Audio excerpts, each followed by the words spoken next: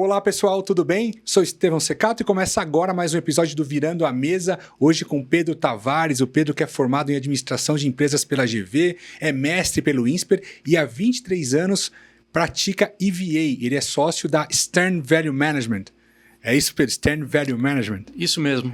E foram os criadores do EVA. Então o Pedro está mais do que acostumado a criar valor para empresas. Pedro, obrigado pela sua presença aqui no programa. Obrigado, uma honra estar aqui com você, Estevão. Obrigado. Só para vocês saberem, pessoal, eu já estagiei na Stern, na época era Stern Stewart, e já admiro os caras há mais de 20 anos também. Tô ficando velho já. 42 anos, acho que eu tinha 23 mais ou menos, 19 anos aí que eu conheço o Pedro. Depois fomos para outros caminhos e ele continuou criando valor para a empresa. Pedro, qual que é a ideia aqui então, né? É você passar para a gente um pouco da sua história e de casos. Primeiro, o que é o EVA, né? Como é que funciona o EVA? Por que ele é uma ferramenta poderosíssima que grandes empresas usam, mas eu não vejo tanto em empresas menores, familiares, né? Como é que funciona isso e casos que você tenha passado? Então, deixa a palavra com você, aí a gente vai interagindo. Maravilha. Bom, acho que o primeiro ponto, né, falar do que é o EVA. O EVA é um sistema de gestão que, na verdade, procura trazer o que é a realidade econômica do negócio. E, no fundo, muitas pessoas falam que o EVA ajuda a complicar o negócio, mas, na verdade, ele quer trazer a simplicidade, né? E aí, o EVA ele tem 4 pilares básicos, né? Primeiro é medir o resultado. Então, você mede o resultado separando o que é o resultado da operação, né? A gente compara esse resultado da operação com 2 elementos, né? Quanto dinheiro você investiu, que é o capital investido, e qual é o risco desse negócio, que é o custo de capital. Então, o resultado operacional tem que superar esse aluguel pelo custo de capital, pelo capital investido no negócio. Uhum. Então, a gente mede o resultado das companhias. Mas isso é uma condição muito importante, né? É a faceta mais conhecida do sistema, mas, na verdade, as pessoas precisam tomar a decisão, que é o segundo pilar, onde a gente ajuda a desenvolver sistemas para alocação de capital, para investimentos, quais são as melhores alternativas que vão criar mais valor para a empresa, né? Perfeito, mas as pessoas não criam valor só porque o presidente da empresa, ou o acionista, ou o fundador fala que é para criar valor. Elas vão atrás dos incentivos que são colocados para as pessoas. Então, se você fala que criação de valor é ótimo, mas incentiva as pessoas por volume de vendas, por market share, receita ou EBITDA, as pessoas vão correr atrás desses elementos. Então, a gente criou um sistema para recompensar a criação de valor sustentável ao longo do tempo. E, por último, as pessoas precisam entender o que é esse sistema novo, né? O natural das pessoas é resistir a uma novidade. E aí a gente treina as pessoas para que elas entendam esses elementos, observem esses pilares que são relativamente básicos, né? Na linguagem das pessoas, não adianta ser super técnico, né? Você não vai explicar para um gerente de loja ou para um engenheiro de submarino, elementos do custo de capital. Não, você vai colocar o resultado operacional, tem um capital investido e um custo de capital. Então o cara fala, beleza, estou entendendo isso aqui, né? E aí elas vão receber uma parcela dessa criação de valor. Então, basicamente, o EVA ele é uma composição de 4 componentes. O resultado econômico, a política de investimentos, a política de incentivos e o treinamento das pessoas para que entenda isso e não apresentem resistência para a criação de valor. Isso mesmo. Muito bom. Então, essa combinação ela é super poderosa, né? A gente tem clientes que estão com o EVA há muito tempo, outros há menos tempo, que vêm apresentando resultados assim muito interessantes. Uma coisa que eu aprendi ao longo do tempo foi que você começa como analista, né? Que é provar o seu valor, calcular os números, mostrar os resultados e tal. E aí, em alguns casos, você percebe que simplesmente você calcular não muda a dinâmica de resultado, a dinâmica da companhia, muda muito pouco. E, no fundo, você precisa engajar as pessoas, né? E aí, assim, os elementos mais humanos ligados a incentivos e comunicação passam a ter uma relevância muito grande. Uhum. Então, percebemos em clientes onde a gente comunicou bastante, treinou muita gente e colocou os incentivos dessa forma, isso trouxe uma tremenda mudança para empresas que estavam em uma boa situação e melhoraram, e outras que não estavam em um grande momento ou que estavam iniciando uma recuperação e conseguiram mudar de patamar ao longo do tempo. Então, você está fazendo isso há mais de 20 anos, há 23 anos. 23 anos. A ferramenta é a mesma? Ou ela foi evoluindo ao longo do tempo? Ela sempre evolui porque o enfoque, a linguagem, ela vai se adaptando aos tempos, ao Zeitgeist, né? Que é uma expressão alemã que coloca o espírito do tempo. Uhum. Então, a gente, lá atrás, quando eu entrei, a gente tinha uma ênfase muito grande nos elementos técnicos de que eu ajusto o número contábil assim, assado, e aí as pessoas falavam, beleza, ótimo, maravilha, né? Agora essa parte, de uma certa forma, ela já está mais consolidada e cristalizada. O conhecimento financeiro das empresas melhorou ao longo do tempo, está longe do ideal, mas melhorou. Eu lembro que eu passava 10 minutos explicando um slide porque o custo de capital do acionista, né, ele é mais caro, mais pesado do que o capital de terceiros. As pessoas tinham dificuldade de entender. Hoje é um slide que eu passo batido. Isso é uma alegoria, né, um exemplo. E aí a gente percebe que você tem que trazer o elemento humano cada vez mais próximo das pessoas. Elas perceberem que, poxa, por que criar valor não não é uma decisão, é um mandamento do CEO. Né? Poxa, eu posso liberar meu espírito empreendedor, e isso foi falado por um CEO para mim, no nosso maior caso de sucesso no Brasil. Né? Eu quero liberar o espírito empreendedor das pessoas para que elas tomem as decisões certas e criem valor, e vão ser recompensadas por isso. Né? Então, não é uma forma de empoderamento, né, das pessoas, mas trazendo uma sustentabilidade econômica para os negócios. Uhum.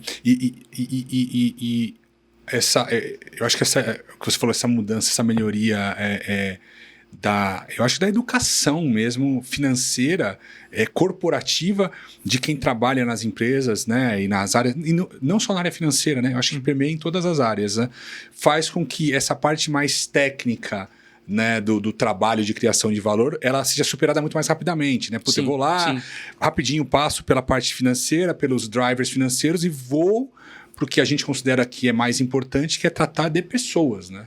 E aí as pessoas precisam entender o resultado das ações delas no dia a dia. Você falou de drivers, que é um elemento lá do sistema de gestão, né, para alocação de capital. As pessoas precisam entender. Se eu fizer isso ou aquilo, qual é o impacto das minhas decisões? Né? E aqui eu posso ter uma alternativa de preço e prazo, né, quando eu estou comprando um produto, que pode ser melhor para a companhia. Se ela enxergar isso nos drivers e isso tiver no sistema de incentivo delas, você tem um elemento muito relevante, né, muito impactante, né, quando se multiplica isso por dezenas de milhares de pessoas. Uhum. Tem o caso de uma empresa de aluguel de veículos, onde a pessoa que lava os carros na loja, ele sabe exatamente a ordem das partes do carro que ele tem que lavar para ser mais eficiente. Agora imagina isso multiplicado por 20 mil pessoas dentro de uma companhia. Né? Não é só o CEO, né, numa sala refrigerada, o CFO, a turma do C-Level que cria valor. Né? Todas as pessoas têm oportunidade de fazer isso.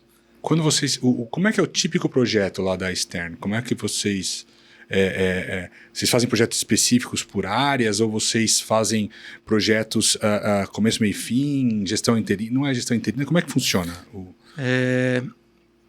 Eu vou colocar o caso do meu primeiro cliente, que tinha um quadro ali falando as regras do varejo. Tá? Eu falava assim, tem 2 regras. Primeiro, o cliente tem razão. O segundo, né, leia a primeira regra. Né? A segunda regra, leia a primeira regra. Então, a gente vai sempre buscar trazer um pacote completo para o cliente. Mas muitas vezes eles têm lá uma necessidade maior. Não, eu quero só medir o resultado. Ou eu já tenho um sistema de gestão de valor, mas eu preciso melhorar meus incentivos. Né? A gente ajuda nesse ponto. Ou tem elementos de treinamento que a gente precisa fazer. E aí a gente desenvolve isso aí. Mas o trabalho típico passa pelos 4 elementos em que as pessoas precisam entender se a empresa cria ou destrói valor e dentro das unidades, né, quem cria que destrói valor. Porque se você olha o todo, às vezes você está com a cabeça no forno e o pé na geladeira. Né? Indo mais para dentro, cavando dentro da companhia, você consegue entender e observar melhores práticas e disseminar isso dentro da companhia para que toda ela consiga melhorar e criar valor. Agora, você falou um negócio interessante, quer dizer, você vai analisar ali quem cria e quem destrói valor. Invariavelmente, você vai mexer no queijo de alguém. Sim. Porque, cara, minha área não está criando valor, eu estou escondendo isso há uns 10 anos, e aí chega o acionista, eu imagino, quem te contrata é o acionista, via de regra? Normalmente o acionista, mas também os executivos, né? Mas a abordagem mais forte é com o acionista. Com o acionista. Né? E aí você chega e aborda uma área que não está performando bem, está destruindo o valor. Já se deparou com casos desses e como é que foi? Olha, a gente tem que olhar sempre pelo lado positivo e tudo em economia quando você move de maneira marginal, na margem, né? Então, se eu estou com um negócio que está muito ruim, eu tenho mais oportunidade de melhoria. Né? E aí você busca, né? Com o EV te dá muito mais ferramentas e elementos do que simplesmente analisar o EBITDA. Porque você vai olhar, eu posso ter gestão de impostos, eu posso ter gestão de algumas despesas financeiras aqui no meu negócio, eu posso, né, gerir meu capital de uma forma mais eficiente. Então, tenho mais alavancas para criar valor. Eventualmente, esses negócios que estão performando mal, eles podem, da margem melhorar e contribuir para a criação de valor do negócio também. Vocês entram nessa parte de estudar as alavancas de criação de valor também?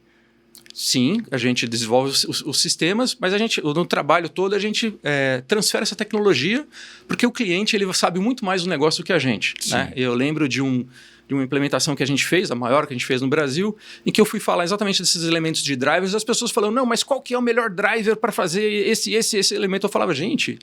acabei de chegar, eu estou aqui uma semana e meia. Você, né? Estou aqui uma semana e meia. Né? Vocês são aqui na minha frente 50 pessoas que estão aqui há 15 anos. Vocês vão saber, só que a gente vai trabalhar junto para descobrir a melhor forma para criar valor no longo prazo desse negócio.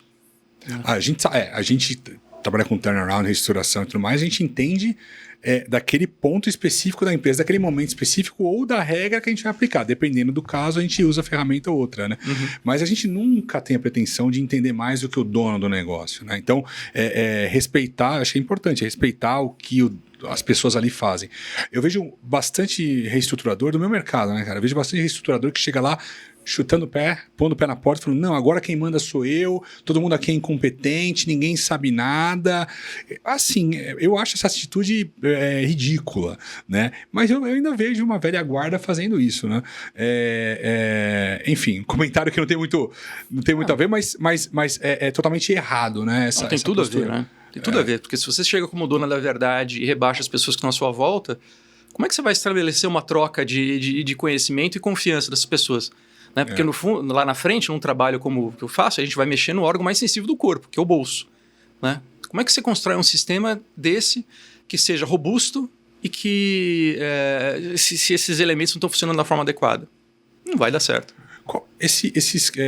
Ô Pedro, casos que você pegou assim ao longo da sua carreira que você falou, pô, a gente entrou, implementou o EVA e a empresa deu um salto de valor, e casos que, pô, não deu certo. Você tem como comentar alguns deles? Tenho. Eu, assim, sem citar nomes, mas aí o pessoal pode pegar os pedaços aí, acho que entender. Né? Acho que para ficar, acho que todo mundo mais à vontade para falar sobre isso. Tá? Claro. Então, uma empresa de alimentos super tradicional foi alvo de uma tentativa hostil de aquisição, e aí, depois de um tempo, o CEO chamou a gente para fazer um projeto de criação de valor, e esse projeto demorou acho que uns 7, 8 meses, né? Fomos lá para o interiorzão do Brasil para ajudar, para calcular, para desenvolver as ferramentas, para colocar os incentivos, né? Voltava para São Paulo aqui.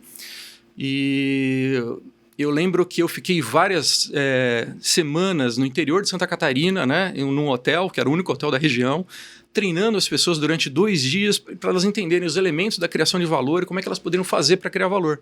E aí eu chamo de uma maneira carinhosa, né, os italianinhos ali, tem os alemães também, mas eles olharam e falaram, poxa, quer dizer que eu posso vender aquele ativo que está ali parado e que não está gerando nenhum resultado para a gente? Eu falei, pode, né? Da forma como a gente interpreta o resultado, isso vai melhorar a criação de valor. Ah, porque antes dava prejuízo contábil, né? E aí, dando prejuízo contábil, isso, que era um elemento dos incentivos, ninguém falou para a gente fazer. Então, a companhia ela passou por uma sessão fitness, né, por assim dizer. E 3 anos depois, a gente encontrou o CEO no aeroporto e ele falou, gente, a gente com o mesmo resultado, né, a gente conseguiu manter o mesmo resultado com um capital reduzido em 20%. Eles começaram a vender ativos que o CEO falou, nem eu sabia que existiam, estava escondido nos relatórios. Né? Então, ela melhorou o resultado em 25%, assim. E ela era um alvo, um alvo no mercado, ela teve uma segunda tentativa de aquisição hostil, resistiu, e depois de 2 anos, a empresa que tentou comprá-la caiu no colo dela. Para ela comprar. Ela acabou fazendo uma troca de ações e aí virou uma grande multinacional do setor de alimentos. Então, acho que aí já dá para pegar os elementos e saber qual que é. Um outro caso, empresa de aluguel de automóveis, eu participei de várias etapas do projeto, mas treinando muito as pessoas. Inclusive, eu lembro de ter nas sessões de treinamento, eu ter psicólogos, né? Porque eu sempre pergunto, né? Quem é quem? Você é engenheiro, você é administrador? Eu trabalho lá. Eu falei, não, criação de valor é para todo mundo. Vamos entender os elementos. E no final, o feedback que eu tinha é que as pessoas realmente tinham incorporado isso. E aí a empresa, hoje, é um super case, é falado no mercado como uma das empresas mais bem geridas do Brasil. Não é difícil saber quem é. Né? E que, ao longo de um espaço de 15 anos, pegou a frota de veículos e multiplicou por 7. Né? Então, é muito... é um caso assim, muito relevante para a gente. E o último, uma empresa de controle misto, né? Estatal, público e privado, setor de óleo e gás. Foi assim uma loucura o projeto, porque a gente fez uma velocidade assustadora e era uma empresa que já foi a mais endividada do mundo. Tinha uma dívida na época que a gente entrou da ordem de 100 bilhões de dólares. Nossa, e em comparação com o EBITDA, quanto? A gente faz dívida EBITDA, mas depois eu vou entrar nesse assunto com você. Claro. Era da ordem de mais de 4. Né? Não lembro de cabeça, mas petróleo é volátil, né? Então o EBITDA levaria muito. Mas era uma empresa mais endividada do mundo e depois da gente implementar o projeto, que foi colocado com muita força pelo CEO ali, a empresa ela diminuiu a dívida para 60 bilhões de dólares, então caiu em 40%. 40% da dívida. Ela distribuiu em dividendos em 3 anos o seu valor de mercado do início do nosso projeto. Então, se eu tinha 100 ações, se eu tinha 50 mil reais de ações dessa empresa, em 3 anos eu recebi 50 mil de dividendos. E a empresa continuava lá. Né? E aí é um tremendo caso de criação de valor. E nesse caso foi esse CEO que falou, eu quero empoderar, liberar o sentimento empreendedor das pessoas. Eu tive uma história muito interessante dentro da companhia, quando a gente entrou numa unidade de operação. Essa empresa sofreu muito com as denúncias de corrupção e aí ela, para se proteger, né, criou uma série de procedimentos para limitar as chances de que algo errado acontecesse. Né? Compreensível isso. Mas as pessoas estavam só seguindo regras. Estavam com muito medo de inovar. Um engenheiro falou para mim, poxa, a empresa até esse momento só era uma pessoa fazendo e 18 em volta olhando para ver se ela fez alguma coisa errada. Como é que você vai ter inovação e criar valor dessa forma? Né? Então, essa ênfase, os controles continuam lá, estão até hoje, né, resistindo bravamente. Né? E a companhia ela consegue hoje ser muito mais eficiente na gestão do capital dela, né? E foi premiada, foi uma grande criadora de valor aí nos últimos 3, 4, 5 anos. Mas você falou um negócio interessante. Eu fiz um curso, acho que foi em Aachen, na Alemanha, acho que foi nesse curso, que existe um trade-off, você não pode limitar a capacidade de criação das pessoas ou puni-las por errar, porque senão você vai estar limitando a capacidade de inovação na empresa. É verdade. Então, tudo bem, eu tenho incentivos ali para que as pessoas inovem, eu tenho bônus, não sei o que e tal, mas eu não posso punir se ela errar. Eu não posso punir se o projeto não der certo. Tem um comitê de aprovação de projeto. Se o comitê aprovou, o negócio for bom, a pessoa tem que ser recompensada. E olhar para a inovação também como uma, óbvio, né, ferramenta de perpetuação da empresa como líder ou como incumbente ou como alguém entrante que vai roubar mercado, mas motivar o funcionário, eu vejo bastante casos em que a motivação é pelo medo, né? É o que você falou. Se eu tô quieto aqui na minha cadeira, tô com meu emprego garantido. Estou ganhando meus X reais por mês. Por que é que eu vou sugerir para o meu chefe mudar um procedimento aqui se eu não vou ganhar nada? E pior, se eu sugerir e der errado, eu vou ser demitido. Então, mudar essa cultura, ou não deixar que essa cultura se propague, porque essa cultura, eu acho que a visão é antiga, né? Acho que muita empresa antiga tinha essa, fica na tua, cada um no seu quadrado. Ainda vejo muito empresário assim.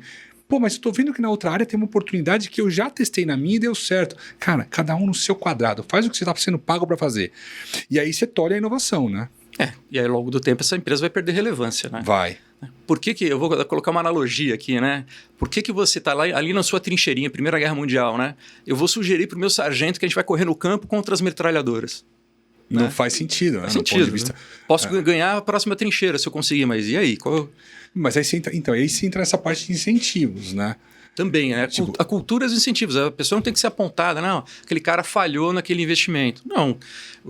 Você tem que criar o ambiente para que as pessoas estejam à vontade para inovar. É claro que nem todos os projetos vão dar certo. Claro. Para a companhia como um todo, se ela tem 50 projetos, alguns vão dar certo, outros muito certo.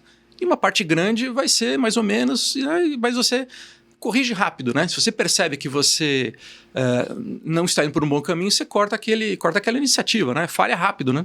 A gente tem visto isso um pouco, eu acho que empresas que fazem o corporate venture, né? Eu deixo fora ali um pouco, ou trago as startups para dentro, inovo com quem sabe inovar, não misturo com o meu business atual aqui, e aí é um venture capital corporativo, alinhado com os interesses estratégicos da empresa ali, incumbente.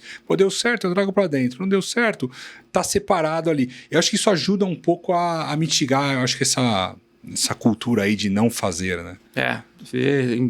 A gente viu uma propagação de corporate venture capitals por aí. Acho que a Ambev é uma empresa que tem alguns casos muito bem sucedidos, como por exemplo o Zé Delivery e outras iniciativas ali de B2B, né? de inovação. Eu lembro de um caso, claro, não foi meu cliente, não tenho a pretensão disso, mas a Nespresso, né? De uma certa forma, ela foi criada apartada dentro da Nestlé. Né? Por que você vai concorrer com o cash call da Nestlé, que é o café? Né? Era muito mais fácil, né? É o óbvio, né? Quando tem um grande negócio, que é o gerador de caixa, ele vê todos os outros potenciais negócios à sua volta como uma ameaça. Então, a ideia de você ter um CVC separado é para você isolar e deixar que essa pequena semente ela consiga se desenvolver. E hoje a Nespresso é o grande carro-chefe, né, da companhia. Pedro, e você pensa assim, né? Às vezes você tem que criar negócios ou investir em negócios que vão ser ameaças ao seu negócio. Sim. Faz muito mais sentido você saber quais são essas ameaças, investir nessas ameaças para que elas cresçam e se tornem mais relevantes do que o seu próprio negócio. Porque a inovação te leva a isso, né? Então, algumas empresas de telefonia fixa aqui no Brasil demoraram a investir muito timidamente em telefonia móvel. O que aconteceu? Elas foram devoradas no mercado e acabaram sendo a quarta empresa. Né? Então, era algo avisado. Até foi um trabalho que a gente fez, né, para esse cliente, em que a gente olhava, né, as projeções dos analistas de mercado e comparava com o business plan interno da companhia. E era assim, os números eram completamente discrepantes. Era um negócio que saltava aos olhos para qualquer pessoa que você não precisava entender matemática para perceber que tinha um desalinhamento ali. E aí então o CFO da época falou, acho que temos um recado aqui. E naquela época a empresa passou por uma troca de CEO, o novo CEO era o cara da móvel, a empresa botou os dois pés na telefonia móvel para recuperar o tempo perdido. Então, para recuperar o tempo. Esse é o ponto, né? Se você... E até conseguiu, né? Mas tem muitos casos que não dá mais tempo. Não. Eu brinco não, eu falo sério, na verdade. Inteligência artificial, ChatGPT, whatever, qualquer uma.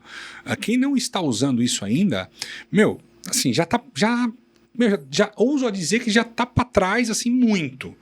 Porque tá economizando tempo, tá economizando dinheiro e as pessoas têm um learning curve ali que eles têm que implementar no negócio deles, né? Mesma forma a transformação digital. Cara, eu peguei na época da pandemia lá, muita gente correndo atrás de fazer a migração para o digital e eu peguei um setor que me chamou a atenção muito, que era o setor de vestuário. 2% eu acho que das empresas, ou das vendas de varejo de roupa no Brasil são feitas online. Nos Estados Unidos é tipo assim, é 20%. 10 vezes mais. Eles são 10 vezes maiores e tem 10 vezes mais penetração. Aí você pega as empresas do Brasil, o investimento para você fazer uma experiência de compra digital de roupa para uma empresa que fatura 1 bi, 2 bi, é 200 milhões. 300 milhões. Os caras não investem. Os caras não investem. Aí você pega um business plan que não tem isso, e quando você tem um choque externo muito grande, não dá tempo, né? Porque você não dá para fazer de uma hora para outra. Não. Seu consumidor não está acostumado com aquilo, ele não estava comprando daquela forma. E aí você vê um monte de empresas do varejo entrando em recuperação judicial, enquanto outros setores que já estavam mais avançados na venda digital, não passaram por isso. Né? A transformação das companhias, ela leva tempo. Né? Você não consegue fazer virar qualquer barco, né? Porque cada negócio ele é grande para o dono do negócio. Né? Então eu posso ser o dono de uma padaria, eu posso ser o presidente de uma grande multinacional. Né? Cada um, a sua escala, tem as suas dificuldades. Então você realmente... transformar o negócio de uma hora para outra requer, né, um investimento em massa crítica, que muitas vezes as pessoas estão ocupadas ali no dia a dia. Por isso que existem os consultores, né? Sim. Você e eu, né? A gente entra com um aporte de expertise e consegue fazer mais rápido, melhor e mais barato do que a companhia por iniciativa própria. Um projeto de criação de valor do EVA, né? Dura mais ou menos quanto tempo? Como é que é o timeline? Eu vou ajudar a responder primeiro uma questão que ficou do começo e acho que coloco aqui os parâmetros. Né? Normalmente a gente trabalha com empresas de capital aberto. Vocês trabalham com empresas maiores já? Trabalhamos com todas as empresas, mas normalmente a gente trabalha com empresas de capital aberto. Por quê? Porque a empresa quando está com capital aberto, ela já tem um dado porte e o fundador, ele já, às vezes até está no dia a dia, mas ele contratou muitos executivos. Né? E aí, contratando o executivo, ele percebe que o executivo não tem o mesmo incentivo do que ele. Os interesses são distintos, né? O executivo tem ali na cabeça dele uma visão de um prazo mais curto, 2, 3, 4, 5 anos, enquanto o executivo vai querer a perenidade do negócio, né? E aí, dentro por isso que a gente é chamado muitas vezes para as empresas desse tamanho. As menores, elas normalmente têm um fundador ali trabalhando, tocando o dia a dia do negócio, e ele está alinhado com ele mesmo. E quando ele cresce, o que ele faz? Né? Ele coloca o filho dele para trabalhar na empresa, né? Que nem a padaria. A padaria vai abrir a segunda padaria, põe o filho lá no caixa, né? Para alinhar o interesse. Tá? Então a gente trabalha buscando alinhar os interesses das companhias. Mas uma empresa de capital aberto, né? A gente vai passar pelas medidas, medir lá o resultado consolidado, buscar, né, o resultado das unidades de negócio, desenvolver os elementos ali para ajudar na gestão, fazer os incentivos e os treinamentos. Vai demorar. Antigamente demorava-se 12, 14 meses, né? Hoje, com muita tecnologia, você consegue encurtar esse prazo, né, para fazer em 4, 5, 6 meses. Ah, mas eu sou uma empresa pequena, não sei o quê. Vai ser um projeto mais curto, né? E aí você consegue adequar o bolso, as necessidades e até o conhecimento das pessoas que estão ali na companhia. E vocês pegam empresas em distress? Em empresas estressadas, empresas que estão em processo de destruição de valor, ou o foco é mais melhorar o valor e os incentivos das empresas que já estão performando bem? Como é que é essa... Essa é uma questão de horizonte, né? A empresa em distress, ela está olhando o próximo mês, os próximos 12 meses, né? Sim. A gente, quando está falando de criação sustentável de valor, a gente tem um horizonte mais longo. A empresa de distress não pode se dar esse luxo. A gente vai trabalhar em uma empresa que normalmente está num tier, né? Num nível acima, que percebe que as coisas não estão indo bem, né? E que está perdendo o mercado, as ações não se valorizam, ou o negócio não se valoriza de alguma forma, né? Ela está deixando de ter relevância e aí ela percebe que precisa ser mais eficiente na gestão dos recursos dela. Eu via muito equity researcher, né? Relatório de analista, tal, focando em EBITDA. Agora eu estou vendo um pouco mais um foco no free cash flow para a firma ou para a empresa, né? O EVA ele tem um olhar diferente desse, né? Ele leva em consideração também o custo capital, o aspecto econômico também, né? Por que os analistas de research não usam tanto o EVA? Você acha que tem alguma... É falta de conhecimento, Pedro? Olha, acho que na média você tem um bom nível técnico dos analistas, mas eles precisam falar a língua que as pessoas entendam. Hoje, né, o elemento que mais se fala é o EBITDA. Como quando eu, na minha época de banqueiro no Bradesco, 20 blá blá blá anos atrás, era lucro. Lucro líquido, né? Passou-se para o EBITDA, que é mais próximo da geração operacional de caixa. Mas tem uma série de relatórios saíram essas últimas semanas aqui condenando o EBITDA como uma proxy de geração de caixa. Sim. Concordo. Acho que até o BTG soltou um negócio. Isso, para as empresas de tecnologia. Né? Um ótimo relatório. Né? Só que, assim, colocando uma parábola aqui, poxa, o EBITDA não está cobrando, né, o custo do capital investido, né, na depreciação, no encargo de capital, não está cobrando imposto. Pô, a gente sabe que no Brasil a gente não está nas Ilhas Cayman, a gente paga imposto pra caramba aqui. E a estrutura tributária faz uma diferença enorme no valor da empresa, né? Não coloca elementos de capital de giro, assim por diante. É um número assim, rudimentar para a companhia, tá? Os analistas falam, estão colocando um enfoque no fluxo de caixa livre. Aliás, um parênteses aqui, né? A primeira pessoa que formulou o fluxo de caixa livre foi o fundador da firma, o Joe Stern.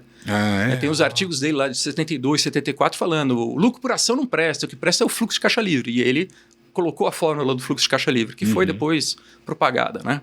Então, o fluxo de caixa livre é super interessante para você medir o valor do negócio, quanto ele vale. Na gestão do dia a dia, o EVA ele é mais relevante, é melhor para você enxergar. Por quê? Porque eu posso ter um negócio ótimo com fluxo de caixa negativo. Estou investindo muito dinheiro. Né? Muito dinheiro. Então, um caso antigo nosso era uma comparação do Walmart com uma empresa que nem existe mais, que é o Kmart. Né? Kmart. Caramba. O Walmart tinha um fluxo de caixa negativo e crescia, né, vigorosamente e as ações se valorizavam. E o Kmart tinha um fluxo positivo. O que estava acontecendo ali? Né? O Walmart estava reinvestindo mais do que sua própria geração de caixa, ela captava no mercado, o mercado via que o retorno sobre o capital era bastante relevante e financiava a empresa. Estava crescendo um negócio bom. Enquanto o Kmart estava, né, espremendo, milking, né, ordenhando o negócio, né, até se tornar irrelevante. Agora, isso não é um caso, por exemplo, de uma Uber que está queimando caixa para crescer, né? Porque, assim, porque uma coisa é as startups que estão, assim, na minha humilde visão, as startups que estão queimando caixa para ganhar market share de qualquer jeito, para provar uma tese de que aquele negócio vai dar certo, para mim isso é uma espécie de Ponzi, porque eu só vou conseguir gerar resultado se alguém comprar minha ação mais caro e essa conta vai ter que ser paga por alguém. Esses bilhões de dólares perdidos todo ano, quem que vai pagar essa conta? Quanto que tem que valorizar essa empresa para ela remunerar o capital inicial que foi investido? E esse cara só vai conseguir ser remunerado se alguém entrar e comprar mais caro, né? Diferente de você pegar um dinheiro e colocar num negócio que gera dinheiro e você está crescendo em novas lojas, né? Ou novas unidades industriais, por exemplo.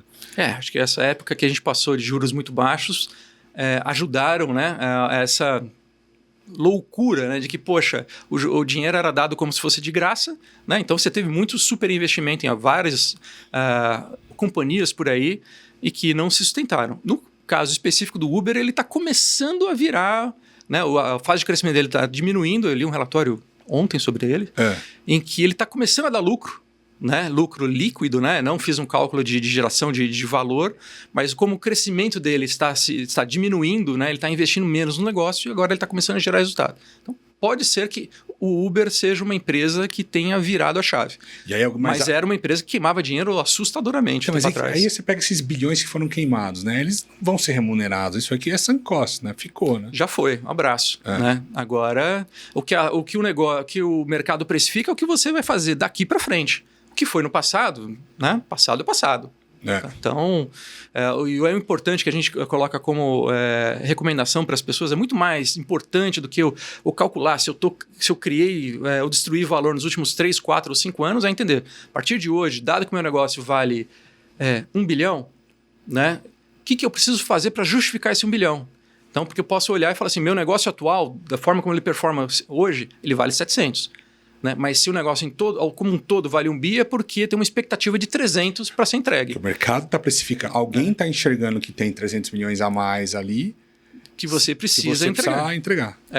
E aí você coloca isso como elemento até de incentivo. Né? Então, esquece o orçamento como ferramenta de incentivo. O orçamento é planejamento. Eu preciso entregar 300 milhões, que significa que eu tenho que melhorar 25 por ano. Tem lá toda uma parafernália matemática atrás disso. 25 por ano. Tá bom, vamos colocar essas metas de 25 por um horizonte de 3 anos. Você entregou 75, você ganhou o seu target, né? A companhia remunerou os acionistas e está todo mundo alinhado. Esse alinhamento, quando vocês fazem, vocês mexem em incentivos de curto, médio e longo prazo? Qual que Idealmente, é o pacote? Sim. O pacote é você colocar, né, metas de um horizonte de 3 anos, por exemplo, porque aí os executivos eles estendem o horizonte de tomada de decisão, deixam de olhar simplesmente o ano, né? Se você olha só um ano calendário, 12 meses, você está perdendo oportunidades em que você investe hoje para gerar resultado no terceiro ano. Não, aquele negócio, aquela remuneração, do que gerar do EBITDA desse ano, você vai ter X%. É horroroso, né? Horroroso. A gente já viu isso em caso. Isso, na verdade. Então, voltando ao caso da nossa empresa lá de alimentos, né, a maior concorrente dela fez um plano parecido com o nosso, em que falou assim, a partir de um dado, uma marca mínima aqui, de tanto de geração de valor, X% vai ser distribuído para os executivos, num plano que tinha um horizonte de 1 ano. O que aconteceu? Os caras deixaram de fazer manutenção, os caras anteciparam receita, né, empurraram o custo para o ano seguinte, e aí todo mundo ganhou um caminhão de dinheiro, a empresa pagou um belíssimo bônus aquele ano. Em 2, 3 anos a operação estava um caco. Eu tenho um exemplo muito bobo, assim, mas quem gera mais valor, né? O CEO que tem uma planta industrial e gera um EBITDA maior porque ele não paga aluguel, ou o CEO que vende uma planta industrial, põe 100 milhões no caixa e reduz o EBITDA porque ele paga aluguel. Dependendo, e é um exemplo muito tosco e bobo, mas é o que acontece na prática, nas empresas que eu vejo talvez um pouco menor, ou empresas grandes também, mas um está criando muito mais valor do que o outro. Sim. Mas se você pega uma métrica crua de múltiplo de EBITDA ou lucro líquido, o que quer que seja, um está ganhando mais do que o outro. O vendedor que vende com mais prazo, mais barato, com menos prazo, métricas de remuneração de vendas, né? Uhum. E você tem que criar um KPI. Cara, peguei uma empresa uma vez que a métrica de remuneração da equipe de qualidade era o custo da equipe de qualidade. Eu falei, cara, como Como assim? Não, o cara pode, assim, pode atingir o máximo, assim, é só fechar, fecha a unidade. Todo mundo vai ficar rico. Assim, eu mudei uma coisa que é ridículo, mas assim, será que não é melhor a gente ver o número de partes por milhão que está saindo errado e atrelar a isso? Não faz mais sentido? Até porque o próprio custo dessa área não é definido por essa área, é definido pelo diretor de operações, e ele não tem alinhamento. Então, essas incentivos de curto prazo são terminados. Agora, como que você faz com que o cara fique motivado no longo prazo, né? Porque assim, o longo prazo é uma sequência de curtos prazos. Ele tá vendo amigo dele comprando uma Lamborghini, uma Porsche, ou tá mudando de apartamento. O pessoal tá bem. Como é que você concilia o curto com o longo, ou médio, né?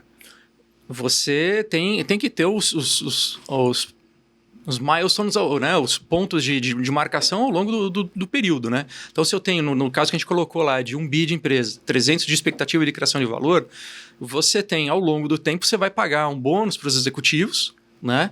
E você pode reter uma parte desse bônus, né? Não simplesmente reter no tempo, mas atrelar um programa de longo prazo em que, se você está criando valor, aquele negócio vai se valorizar, né? E o executivo vai ganhar ao longo do tempo muito mais do que simplesmente se ele estivesse só cumprindo as metas de curto prazo. Então, é o stock options.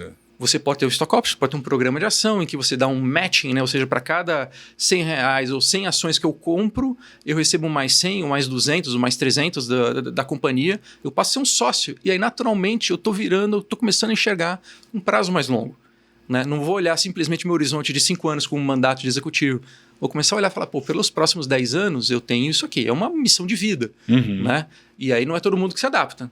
Mas acontece ao longo do tempo a própria seleção, a própria companhia e o programa de incentivos vai ajudar a selecionar as pessoas. Os caras estão comprados com longo prazo na empresa. É verdade. Se o executivo quiser isso, se a cultura da corporativa for assim, né, ela mesma já se seleciona. Não entra desavisado na Ambev. Eu faço uma... Quando eu estou trabalhando no M&A, quando eu estou assessorando o comprador, e aí vem o business plan, o cara vai estar faturando 100, vai faturar 500. Né? Sempre a curva é assim, né? É o hockey stick, né? Sempre. Eu tô mal, mas eu vou melhorar. Sempre, vou melhorar. E eu falo pro vendedor, eu acredito em você. Eu acredito em você. Acredito tanto que eu vou te dar uma parcela. É que se você performar, eu vou te pagar. Aí o cara fala, não, mas peraí, eu quero receber agora. Mas peraí, se você conhece do negócio, se o negócio é seu, você está aí há 20 anos, eu estou chegando agora, e você está falando que você vai crescer desse jeito, e você quer que eu compre o risco que você não vai comprar, não faz sentido. Eu acho que um pouco disso se aplica aos executivos, né? Você está me vendendo um plano de negócio, um business plan, um planejamento estratégico e tudo mais, e você quer tirar dinheiro da companhia no curtíssimo prazo, um ano é curtíssimo prazo, né? Talvez você não seja a pessoa certa para estar aqui, né? E você vai criando uma cultura de pessoas que estão ali focadas no longo prazo. É verdade, mas eu concordo 100% com você, Estevão. Você tem que colocar os elementos e as próprias pessoas vão melhorando suas decisões, algumas vão saindo, outras vão entrando e você vai depurando isso ao longo do tempo. Por isso que você precisa ser consistente, né? Porque já aconteceu em casos no passado em que a companhia implementou geração de valor, coisa maravilhosa, linda, bonita, tal, não sei o quê. Beleza. Né? A empresa pagou um belo bônus. Aí no outro ano o resultado caiu, porque é uma empresa ligada ao setor de papel. Uhum. Né? Então, dólar, preço de celulose, né? Varia pra caramba.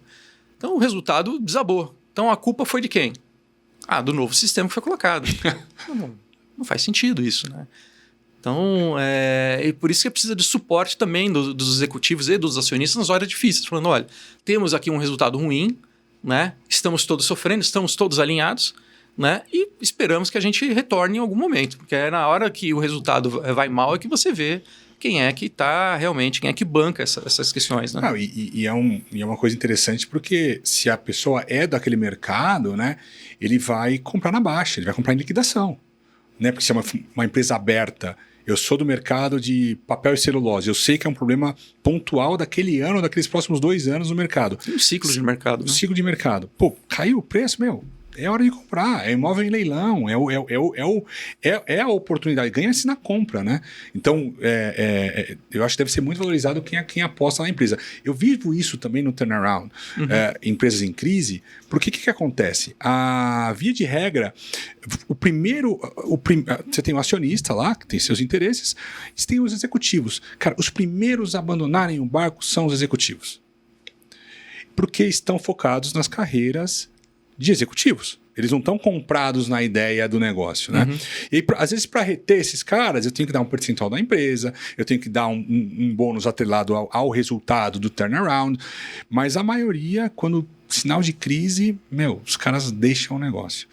Nesse contexto é muito difícil alinhar no longo prazo, porque eu tenho que manter o cara ali no curto prazo incentivado para fazer o turnaround, só que eu sei que depois de passar desse... Aí eu sei separar do joio do trigo. Aí eu sei o cara que ficou porque comprou a ideia e o cara que ficou pelo dinheiro. Passada a crise, esse cara que ficou pelo dinheiro, eu não quero estar comigo na próxima crise. Eu não vou para uma próxima guerra com ele, né? Então, a gente vê bastante no mercado de turnaround isso. Muito executivo saindo de empresa em crise, tentando se... E o funcionário, é o último a saber. É o cara que está ali focado no dia a dia, que não receber salário, pagar os boletos. Fazer... Quando você dá esses treinamentos e o EVA, até que nível hierárquico que você chega na empresa? Como é que você dissemina o conhecimento? Você dissemina para cada nível com uma ferramenta diferente, né? Então, quando a gente vai falar com o pessoal de finanças, a gente é bem mais técnico. Quando a gente vai falar com os executivos, a gente procura fazer um workshop, né? E colocar exemplos práticos, né? Para os gerentes, a gente tem uma série de casos e treinamentos que a gente procura trazer situações de negócio, do negócio da empresa, colocar situações, olha, se cria valor investindo dessa forma, ou um caso de uma empresa de açúcar e álcool, né? Tenho duas opções aqui de arrendamento, sendo que uma mais próxima e outra mais longe da usina, né? Como é que você vai entender qual que é melhor? Então, você traz para o dia a dia das pessoas. E para o pessoal que é chão de fábrica, você tem ferramentas que são visuais, lúdicas, onde elas vão entender ali o que é criação de valor, mas de uma forma que elas consigam entender. Então, caso de uma empresa, uma varejista, né, farmacêutica, de drogarias, né, na verdade, em que a gente colocou ali um quadro onde você tem uma farmácia com bons exemplos, maus exemplos, e depois você tem um fluxo ali que sai do caixa, porque você pode olhar e falar assim, nossa, o caixa está cheio, então a empresa é rica. E você vai deduzindo, né, colocando lá os elementos de dedução de custos operacionais, despesas, impostos, o tal do custo de capital, e o que sobra é bem pouquinho, né? Mas você precisa aumentar aquele montante para que aquilo seja reinvestido e o negócio cresça. Então, você traz para o pessoal chão de fábrica, atendente de farmácia, né? Pessoa que desossa frango, assim, por exemplo, pessoa que trabalha com peixeira, né? Então, você tem que colocar na linguagem que eles consigam entender. E aí, se você conseguir trazer isso para as pessoas, você tem uma multiplicação do resultado de uma forma muito significativa. E vocês entram nessa... A gente ajuda a desenvolver esses treinamentos, treina as pessoas que vão dar esses treinamentos. Você treina os treinadores, né? Train the trainers. Né? Legal. Na KPMG, a gente tinha isso que a gente tinha os bootcamps lá por áreas, e aí a gente era formado para replicar esse conhecimento dentro da companhia para os trainees e tudo mais, né? Porque também é muito caro se, sei lá, e usar uma hora para treinar a galera. Treinar 30 mil pessoas em sessões de 30 pessoas? Não dá. E aí, quando você dá esse treinamento para esse nível de executivos e tudo mais, você ensina a ferramenta para eles. A gente coloca os elementos, dá os casos e eles interagindo entre eles. Tem um tipo de treinamento que eu adoro ministrar, que é maravilhoso. Você separa lá 35 pessoas em 5 grupos de 7 ou 7 grupos de 5 e eles competem entre eles para ver quem cria mais valor com casos dos negócios deles, né? Colocando dilema do prisioneiro, né? E se eu investir, os outros investirem, eu ganho mais. Se você tem a oportunidade de ter alguma negociação entre eles. Se eu investir numa primeira rodada, tem a opção de sair na segunda. Se eu não investir na primeira, tem a opção de entrar na segunda. E eles vão competindo e entendendo as dinâmicas, olhando o dia a dia dos negócios. E aí a competição é uma coisa maravilhosa. Né? Então, aí o cara aprende na prática. E ninguém quer perder, né? E é muito interessante. A gente já fez isso uma vez para uma empresa ex-estatal, né, em que as pessoas fizeram uma combinação de ninguém fazer um investimento, todo mundo ganhar um dinheirinho, e um cara furou.